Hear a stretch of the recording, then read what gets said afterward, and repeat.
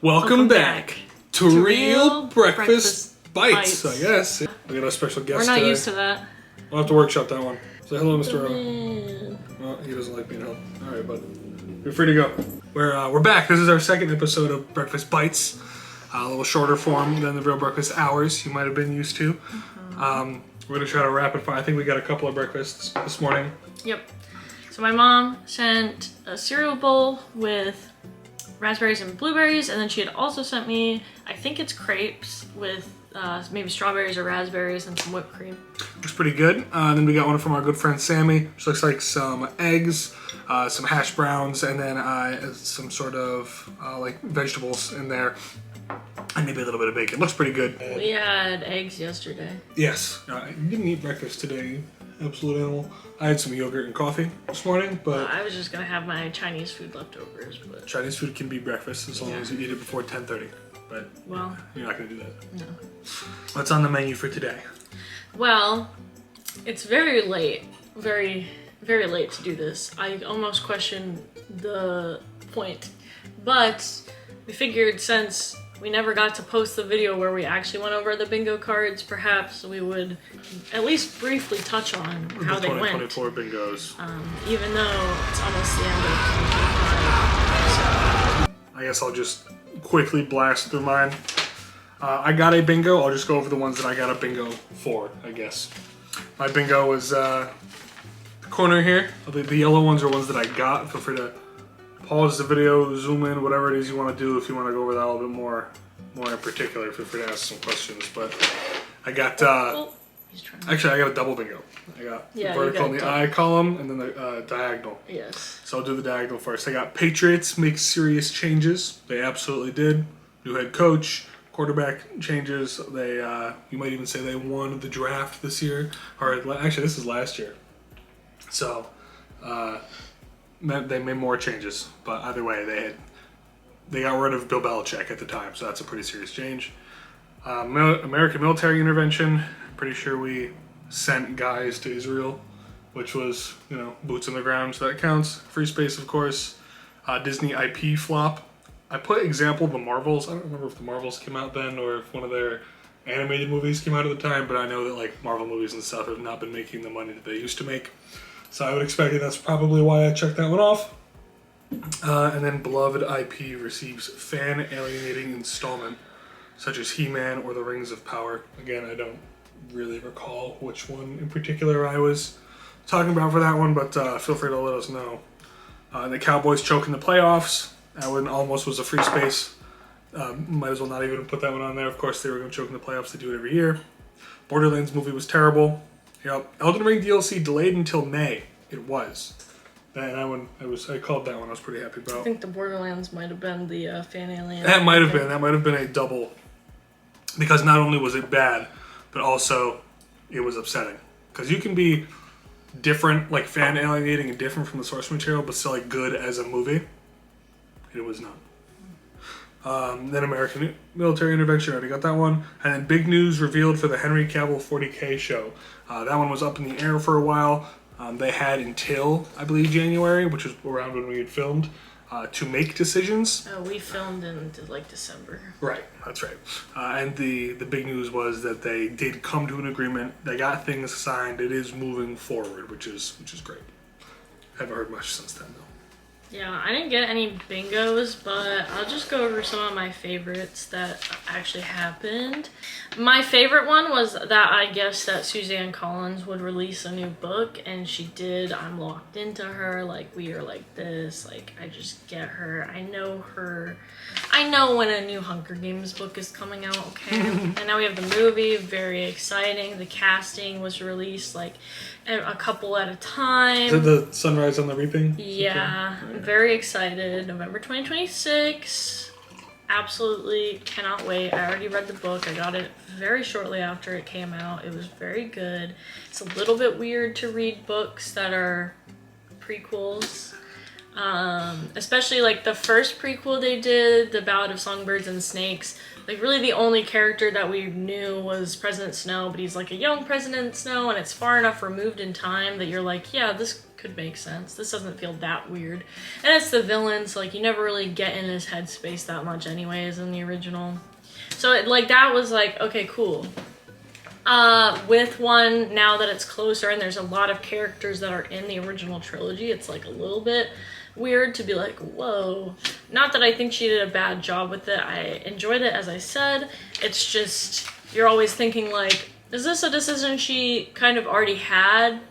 Like, when she was writing it originally, did she think about these things would be in their past? Or did she just kind of come up with that for this book? I'm sure there was a little bit of both.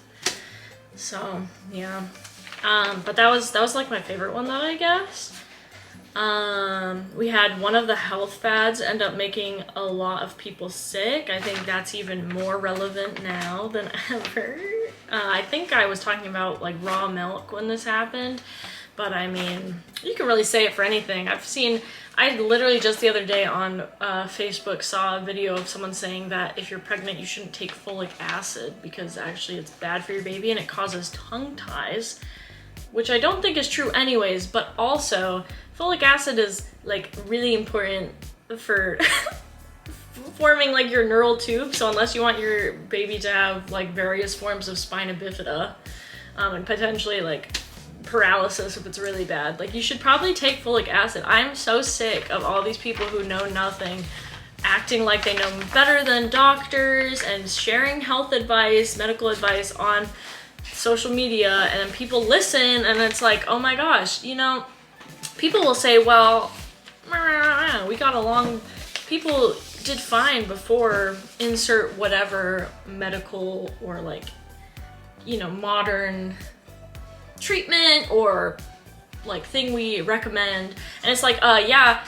we did fine. A lot of people died, or like a lot of babies didn't make it. Like, there's just a lot, like, that's not a good argument. Like, we have history books. We can see... Well, that's why people used to have, like, 9 kids and only, like, 5 of them would make it to adulthood. Just, like, people just, like, forget. It's very frustrating. And it is especially frustrating when you're, like, actively in medical school learning about this stuff. And it's just, people can just go online and say whatever they want, and there will be people who just listen to it. All this, like, Make America Healthy Again, like, all the trust in medical professionals feels like it's at an all-time low, which, you know, we can talk about poor history of medical care and everything. At the end of the day, we don't know everything. Like, medicine and science are always growing fields. So yeah, maybe there probably is stuff we do nowadays that in the future they'll be like, oh my gosh, I can't believe they did like that. Like lobotomies. Yeah, or like saying that smoking is good for you. But at the end of the day, it's like we're working with what we know, and we're working with the best evidence that we have and the best recommendations we have. Like, I think going with that is better than just saying, oh, well, we'll just not do any medical interventions because, oh, it was fine in the past, even though it literally wasn't. Feels like a little bit crazy. Feels like a little bit survivor bias. Like, okay, yeah, you're here today and like your family obviously made it, but I don't know, if you look in your history, there's probably a lot of kids in your family tree down the line that just died from not having things to prevent illness and such. So I don't know. That's my soapbox. Sorry, it makes me mad. You can tell. I think I did have the Gypsy Rose like becoming an influencer, getting a TV show that happened. Is that still ongoing, or is she kind of done now? I think she's like kind of in her flop era. Nobody cares anymore. Yeah, I think she's been doing like weird art stuff that's not very good. Okay, this one was not in 2024, so I didn't get credit for it, but I'll just say Taylor Swift and Travis Kelce get engaged or break up. I was just a little bit early. If I would have done it in the 2025 one, I would have been right. It's true. I had a new Law Dispute album for 2024. The new album actually comes out at the end of this week. So I was a year ahead of schedule, but I am very much looking forward to that one. And then one that I think is funny that I did get was Shadow the Hedgehog being voiced by Christian Bale or similar. Earlier I was just going for one of those like famous, dark, kind of edgy guys. Ended up being Keanu Reeves, which not exactly the same thing, but like at the time I was like, yeah, this is kind of what I meant. He's, I felt like it was not. Just a famous edgy guy. I mean, I don't think Keanu Reeves is that edgy. Have you ever watched John Wick?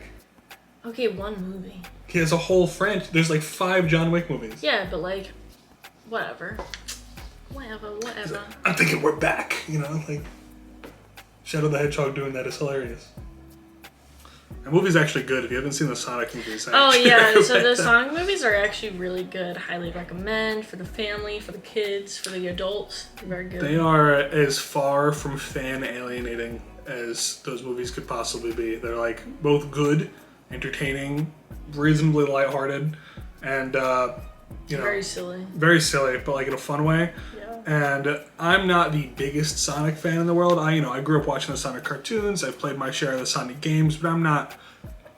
If you are somebody that spent a fair amount of time on the internet, you know what a Sonic fan is like. These people are a little, let's just say, aggressive in how much they like the series. Mm-hmm. As somebody who's more of a relaxed, casual Sonic fan, I was definitely doing some, oh, crap, that's blank. Oh, they did this because blank. Like, I was like, oh, I get the reference. Oh, that's a reference. I understood that reference. So that's a reference. I was doing my little, Marvel fan geeking about it. But like, the Knuckles show was really good too. The Knuckles show was really good, and I almost didn't watch that one, but then we watched the first episode. I was like, oh, this is actually gonna be pretty good. I almost didn't watch it. I told him he could just like watch it while I napped on the couch next to him, and then it was actually I was hearing things, and I was like, wait a second, I need to actually. The funniest thing was that Knuckles just like ends up with this Jewish family, yeah, and they're doing like. For Jewish folks, they don't do like Sunday dinner, they do Shabbat dinner, which I believe is on Saturday night. And his mom kept calling him Knuckles. Yeah. She's like, Knuckles, you have to try the gabagool. This is not It wasn't gabagool, it was some, because that's Italian, but it was some other, food that I'm unfamiliar with. But he was like, this is very good. Thank you. It's very funny. Idris Elba as Knuckles is pretty silly. Because he's very serious, but... Fun. Yeah, I don't know. I just like really have no notes about those movies or the TV show. They're just genuinely fun, and I don't think there's ever been a point during them where I've been like, this is too silly or something. Or like this is, I don't know, like I just feel like it has the perfect amount of being silly but being serious when it needs to be. And giving the fans what they're looking for. And like, I really just have no notes. It's actually really good, which feels rare nowadays whenever there's like a game or book or whatever, and they make a movie or a TV show out of it. Like, a lot of times I feel like they cut corners in the writing department. Maybe, I don't know. Do you ever click on something on Google and then it just gives you something completely different? I'm typing in.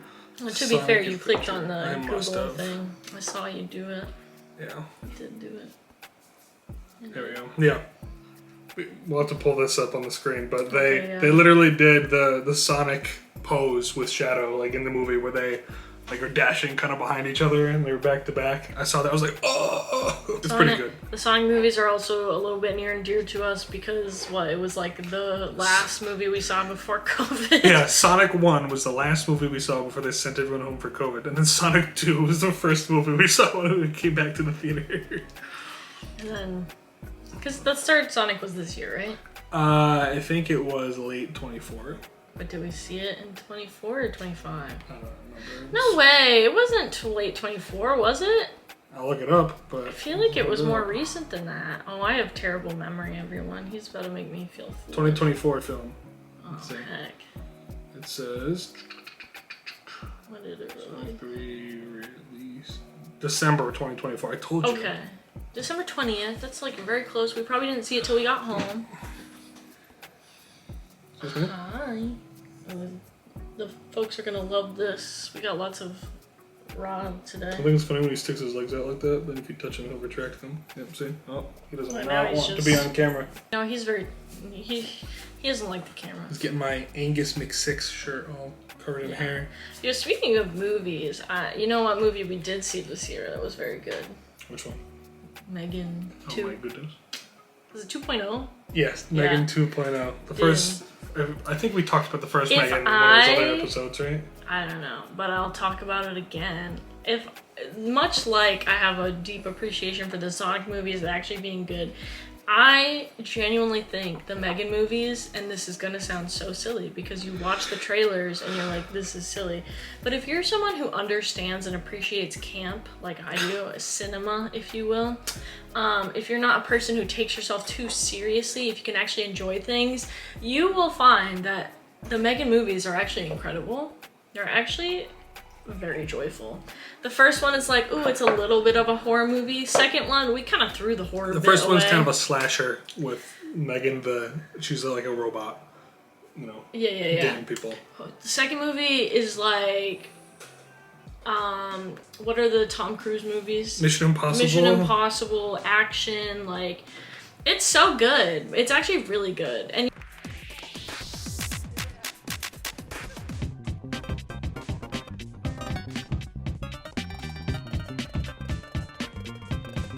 She's really good. you know, a lot of times with a sequel, it's easy to not be as good as the first. Especially with like slashers because Oh, absolutely. the first time you watch Nightmare on Elm Street or something, you're like, wow, that Freddy Krueger guy is scary. He's in your dreams. Okay, well now we're doing a second Nightmare on Elm Street, and you're like, okay, well, how are we doing? We have to do the dream thing again, but like more somehow. Which then they end up making like 9 of these movies, and you're like, okay. At this point, I'm only trying to see how creative they can be with just killing people, Right. which can get old. But it was a pretty different movie tonally for the second Yeah, one. I guess like for a horror movie sequel, it's kind of good to have a tone shift. At least for this one. Yeah, like it's not even really a horror movie anymore. No, it's not. It's not. It's just an action movie. It genuinely is just an action movie. I don't really think there was anything horror. No. Everything that was even like a little bit scary, you would be scared of it in an action movie too. So it's not like. Or just like people getting shot or something, but Yeah. not like coming out from under the bed or behind the closet or anything like that type of scariness. It's not a slasher anymore. But it was fun, and it's very silly, but in a doing it on purpose way. So definitely think it would be worth watching if you don't have anything else to do and it's like on streaming somewhere. Do a double feature. Do the first one, then do the second one, and then report back on how right I am, that it's camp, it's great, you know, best movies of all time, maybe not, but like pretty high up there, I would say. Definitely good movies to go to. Like it was a good date movie for sure. I just love them. I actually really enjoy them. You know what movies were also good for dates was Happy Death Day.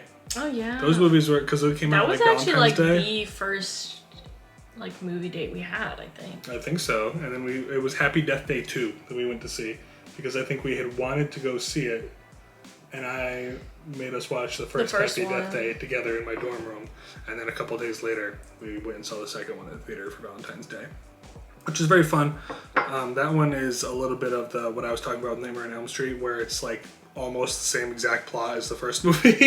They Right. just shake it up a little bit, so it's enjoyable. But the key difference there is there's not 9 Happy Death Day films, so 2 of them is plenty and enjoyable. Right. Speaking of movies, we watched the Now You See Me movies. Oh, yes, we've watched those the past couple of times we've hung out together on the weekends, since we're parked during the week right now. I'm a big fan of the first one. I really like that movie. I'd never seen the second one until this weekend, and it was fun. Not as good. Not as good as the first It was one. okay. Don't really get why the girl character changes. Her I mean, like, actress the probably actress just must didn't have want just to didn't do want it. to do it, but like, you can't have a team thing and then, oh, we just don't have They're like, all oh, that. we're the 4 horsemen. Okay, Also, cool. what's his face, like, shaves his head. Oh, I don't remember that actor's Yeah. name, but he played. He had a good head of hair in the first one, and it's just like bald. He played Lex basically. Luthor in Batman vs Superman. What is his name? Ooh, I just saw the new Superman was on there. That was very good. Also, I've been playing Life is Strange. Jesse Eisenberg. Yeah, that makes sense. Jesse Eisenberg. Yep. He had a good head of hair in the first one. Don't know why we shaved him in the second one. Bring back the really good 2000s haircut. But I was gonna say, I've been playing Life is Strange Double Exposure. Something to know about me is in high school, I was very into Life is Strange, the original. And they've had other sequels to Life is Strange, but they have not involved Miss Max Caulfield, who is a literally me character because she was an awkward teen when I was an awkward teen, and also, not for nothing, had the same exact haircut I had when it came out. It was And not my favorite haircut that you've ever had. no, you didn't see me when I had I've the seen haircut. the pictures and I'm like, you know what? I think this is a better look. No, you haven't seen that one because you saw the one where it was half shaved. When it came out, I had like, but it was like straight instead of like. Well then that's probably better than the. Yeah, like you haven't seen that because that was high school. That's what I'm saying. Like it was like, yeah. Anyways, but so she's literally me. I think someone followed me around and then made a character out of me for a game. They said, well, we'll give her time travel powers, and I think that's cool. I think that's neat. Anyways, second one, very good so far. It's thrown me back into my high school like love of Life is Strange. So highly recommend both games, and I'm trying to get him to play it. Well, I had him play the first part of the first one, but he's gonna play them all because it's just really good. Anyways, do you have other new things you wanted to talk about? Football season starts on Thursday. Getting very excited for that. Patriots going all the way this year, of course. I mean, we already talked about they made some serious changes. Travis and Taylor are engaged, obviously. You already brought that up? I know, but I didn't I realized I should probably take a second to be because we talked about her new album, but at that time they hadn't announced the engagement yet, even though they got engaged directly after that podcast filming episode. So that's kind of crazy. Yes, they. Everyone knows, I guess. It's been all over the internet, but. I mean, you can be like, tell you what. Travis and Taylor got engaged. Woo! And the first like confetti,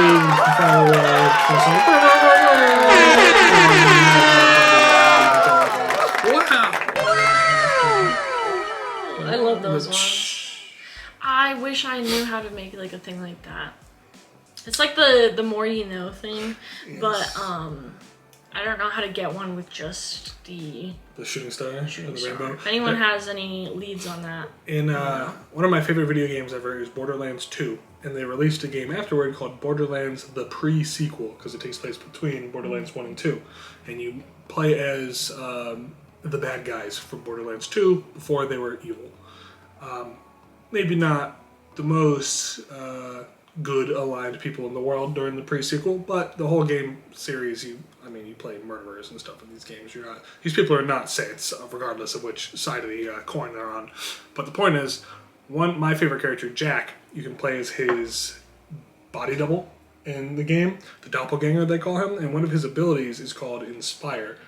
And all it does is periodically, Jack will come over your communications, and it'll appear in the corner of your screen, and he'll say words of wisdom at you. He'll say something like, "Hey, you don't suck. You're not bad and stuff." And then it'll inspire across your screen with a little shooting star. Oh, that's so good. And it does nothing for you, allegedly. But I'm pretty sure I've had this happen to me before. I don't know if it's conspiracy or Mandela effect or if I'm just making it up and I'm misremembering, but if your whole team is dying, in Fight for Your Life, and there's no hope of savior, there's a chance that the Inspire will just revive your team. There's no documentation of that online. People swear it's not real, but it's happened to me before. Either that or some other crazy circumstance happened at the same time as the inspiration happened while we were all down. I don't know. Also, if you die, he'll disillusion you. He'll say, "Oh, you're actually worse. You guys suck." And then it'll say disillusioned with a crying Jack going across your screen. The doppelganger thing is real. What do you mean? I'm sorry. I just really want to take a chance to... Oh, yeah. In nature. Go ahead. He was sipping. He doesn't like... Oh. He doesn't like the camera.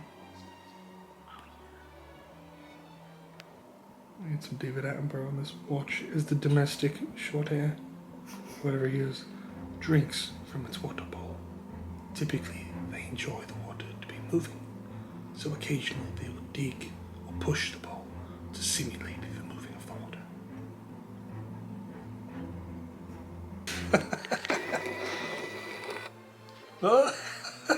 Oh! He gave us silence. Not happy that we're recording. You know what? I totally forgot I can swing this around. So we can actually see what we're doing. But